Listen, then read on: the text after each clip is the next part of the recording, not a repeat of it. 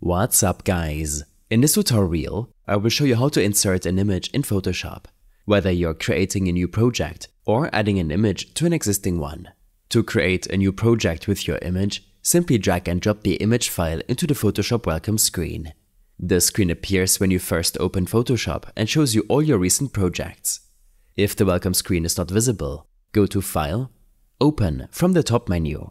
Your File Explorer will open up. Navigate to the location of the image you want to insert.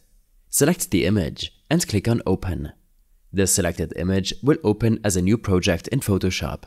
You can now start editing your image or adding additional elements to your new project. To insert an image into an existing project, simply drag and drop the image file into the Open Photoshop project window. Alternatively, you can use the Place Embedded method. Go to File, Place Embedded. Navigate to the image file in your File Explorer. Select it and click on Place.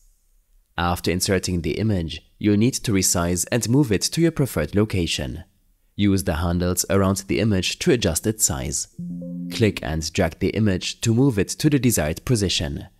Press Enter when you're satisfied with the placement. Sometimes the inserted image might be locked as a background layer, preventing further edits. To unlock it, go to the Layers panel. Click on the lock icon next to the layer name to unlock it. This will convert the background layer into an editable layer. Convert your inserted image to a smart object by right-clicking on the layer and selecting Convert to Smart Object. This allows you to apply non-destructive edits and retain the original image quality. I hope this helped you out. Leave a comment if you have any questions and see you in the next one.